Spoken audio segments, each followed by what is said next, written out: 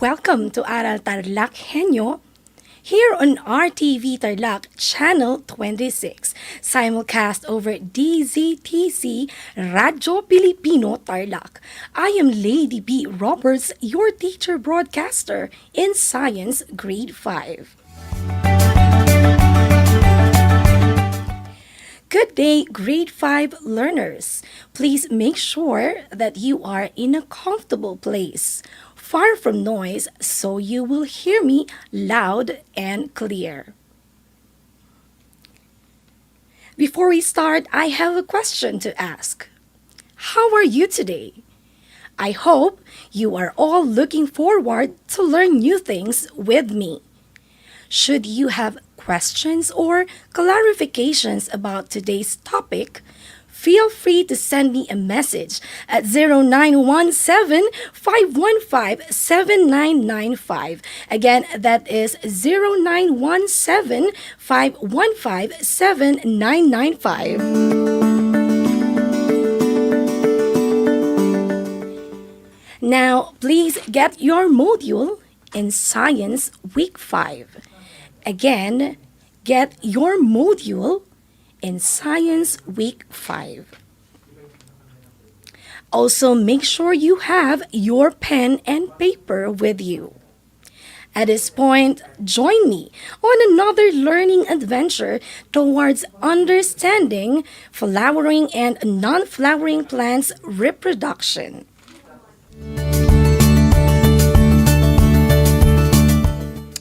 Before we start, let us have a simple game as a sort of review on your previous lesson on the reproductive parts of plants and their functions. Now, listen to the mechanics of the game. If you think the statement is correct, raise both hands and say, "Hooray!"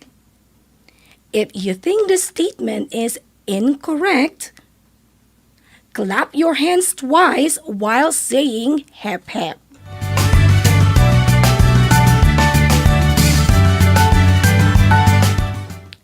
Are you ready? Let's begin. Number 1. The bright colors of the petals attract pollinators. I repeat. The bright colors of the petals attract pollinators. The answer is hooray! For item number 2.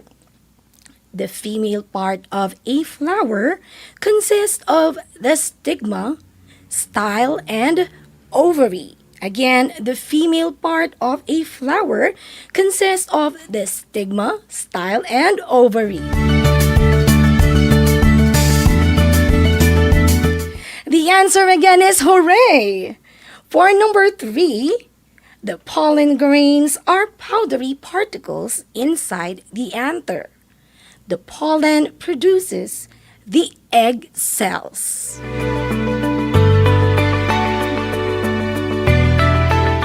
The answer is hep hep. For item number 4, the ovary of a flower contains the ovules, which later become the seeds in fruits. I repeat, the ovary of a flower contains ovules, which later becomes the seeds in fruits. The answer again is hooray! And for the last item, number 5. Flowers play an important role in plant reproduction. Again, flowers play an important role in plant reproduction.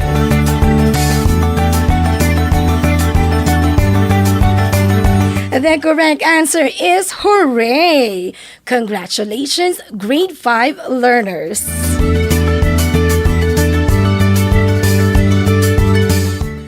Well, I am sure you did great on your first activity.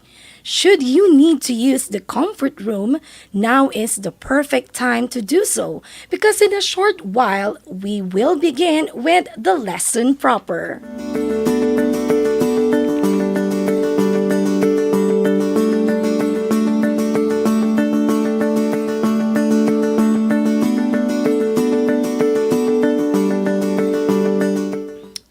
At this point, make yourselves comfortable because we will have another interesting lesson in Science Grade 5.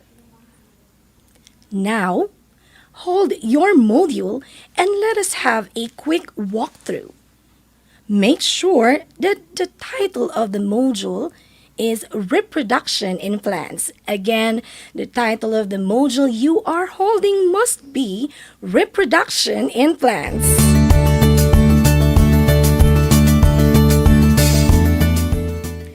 For today's episode, you are expected to describe the sexual reproduction in flowering and non-flowering plants. Again, you are expected to describe the sexual reproduction of flowering and non-flowering plants. Now, are you ready for the new lesson? That is great. Hi there, grade 5 students. Again, I am your teacher broadcaster, Lady Roberts. And today, we will be learning about the sexual reproduction of flowering and non-flowering plants. Again, today our lesson will be about the sexual reproduction in flowering and non-flowering plants.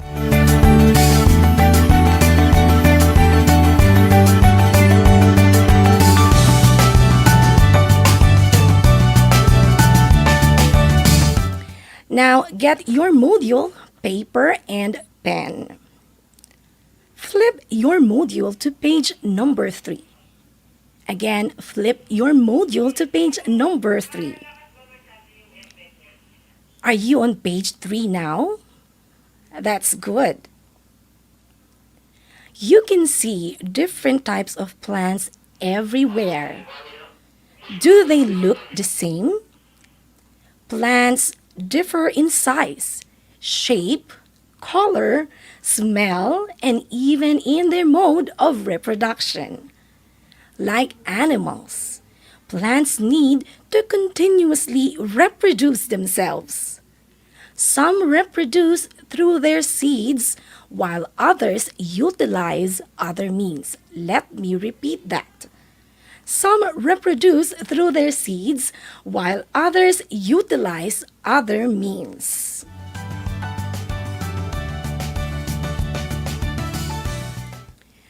Reproduction of new offspring in plants can be done by sexual reproduction or asexual reproduction.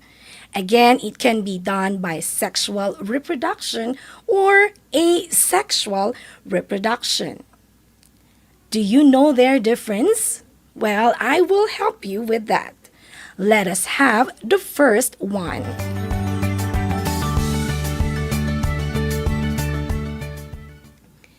Sexual reproduction produces offspring when pollen grains from the anther are transferred to the stigma of a flower. Again, in sexual reproduction, pollen grains from the male part of a flower are transferred to the stigma, which is the female part of a flower. Sounds interesting, right? So the keywords now remember are male and female. And what do we call the process of transferring pollen grains? Again, this process is called pollination. Again, the transfer of pollen grains from anther to the stigma is called pollen grains. Pollination. Now, grade 5 students, how important is pollination? Well, Angiosperms or flowering plants depend on pollination for reproduction. Pollination is usually brought about by wind, insects, or birds. Let's have an example. When a bee or butterfly sips nectar from a flower, pollen grains could fall on the stigma.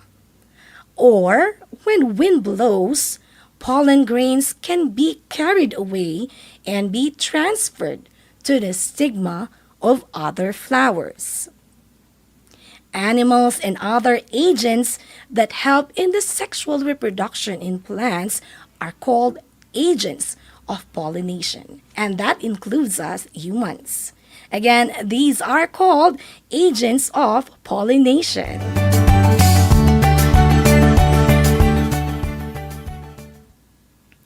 There are two kinds of pollination. One, self-pollination, and number two, cross-pollination. In self-pollination, pollen grains are transferred from the anther to the stigma of the same flower or of different flower that belongs to the same plant. Remember the keyword same. How about in cross-pollination? In cross-pollination, pollen grains are transferred from the anther of a flower to the stigma of another flower that belongs to another plant but of the same kind. Again, another keyword is the word another. Cross-pollination is the most common form of pollination. Now, grade 5. Do you know what happens when the pollen grain enters the stigma? We'll find out after a quick break.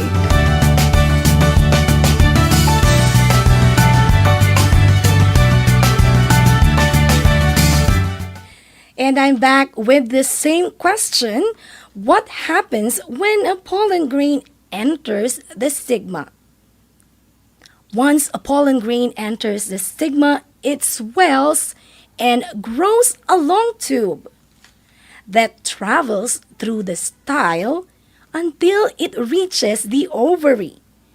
The tube releases the sperm cells into the ovule to fertilize the egg cell. The fertilized egg cell and the ovule itself develop into a seed. The ovary then enlarges and thickens its wall to become a fruit. This will be the receptacle for the seeds, and these seeds will eventually grow into new plant. That is how flowering plants reproduce.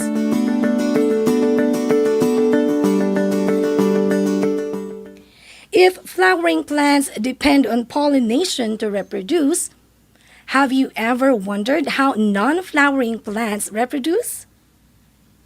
Well, non-flowering plants can also be reproduced using cones and seeds.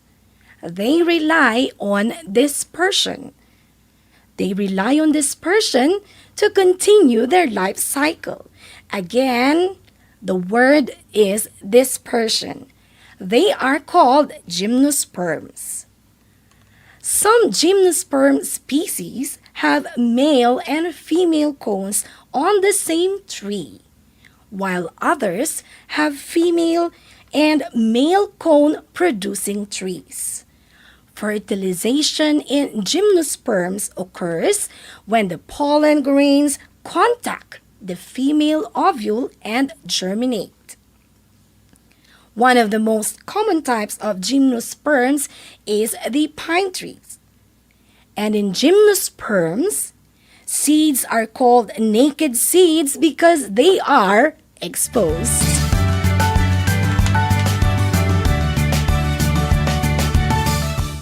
At this point, let us have an activity to help you better understand today's lesson.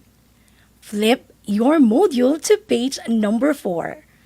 Again, Flip your module to page number 4. Are you on page 4 now, grade 5? Very good. Let us complete the left side of the concept map.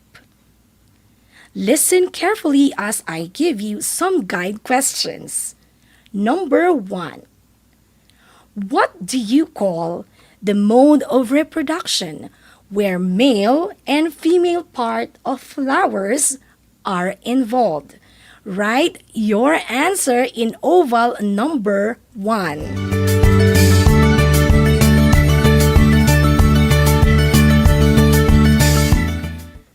For item number 2, this is another word for flowering plants. These are plants with no flowers and their seeds are covered by fruits.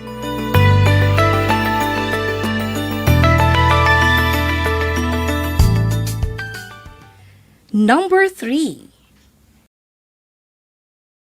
It is a term which refers to plants with no flowers and seeds are exposed.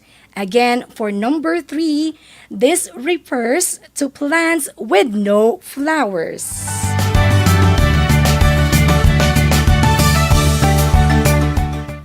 Number 4. How do plants with seeds that are covered by fruits reproduce? Again, based on your answer on item number 2, how do these plants reproduce? Write your answer in oval number 4.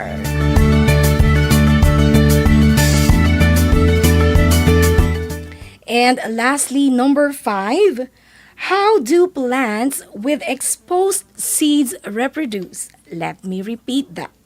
How do plants with exposed seeds reproduce?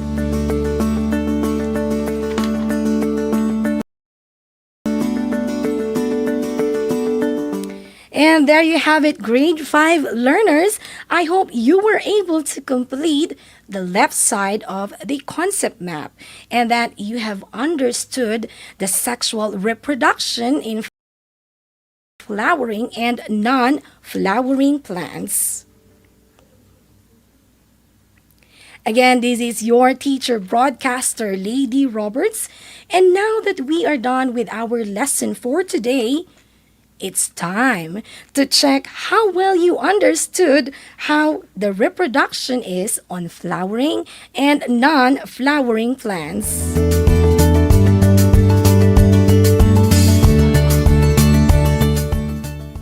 Please get your paper. Write your name, section, and the date today.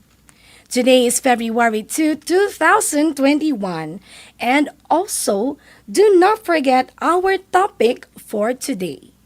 Sexual reproduction in flowering and non-flowering plants. I repeat, write the topic sexual reproduction in flowering and non-flowering plants.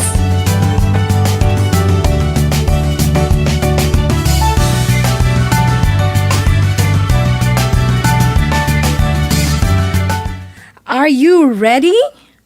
Put away your notes and listen carefully. There are only 5 questions you need to answer, and all you have to do is to write the letter of your choice on your paper. Take a deep breath and relax. I know you can do it. First question. What do you call the reproduction in plants where the male and female parts of the flowers of the plants are involved? Let me repeat. What do you call the reproduction in plants where male and female parts of the flowers of the plants are involved? Here are your choices. Letter A, asexual. B, budding. Letter C, pollination. Or letter D, sexual.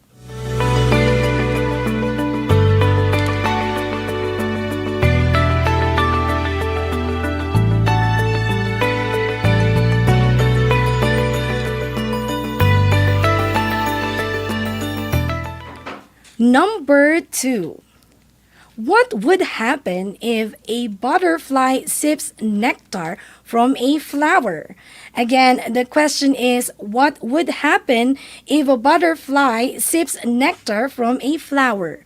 A. Flower would wilt. B. Pistil could break. C. Stamen could develop a tube. Or D. Pollen grains could fall on the stigma.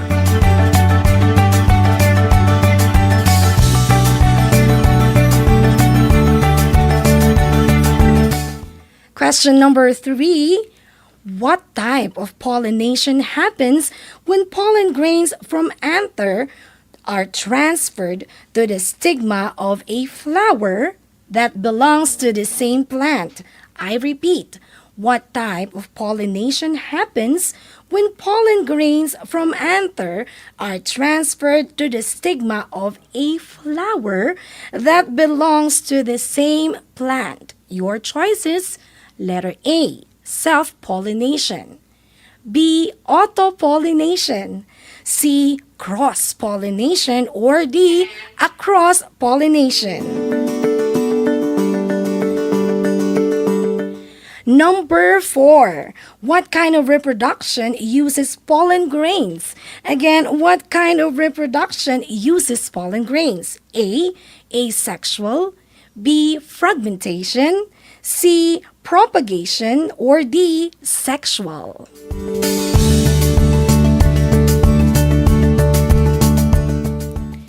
Lastly, number 5. How do non-flowering plants reproduce? How do non-flowering plants reproduce? A, they rely on pollination. B, they rely on dispersion. C, both A and B. Or D, none of the above.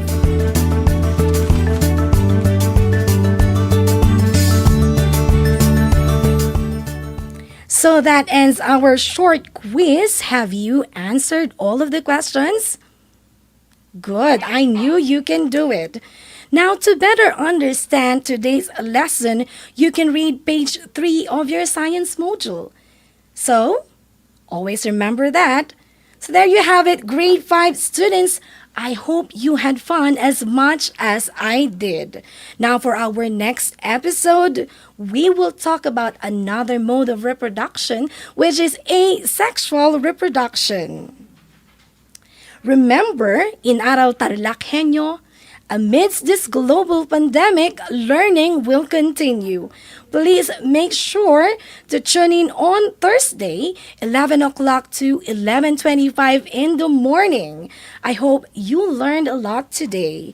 Again, I am Lady Bagsik Roberts, your Science 5 anchor teacher for today. Goodbye, grade 5 learners!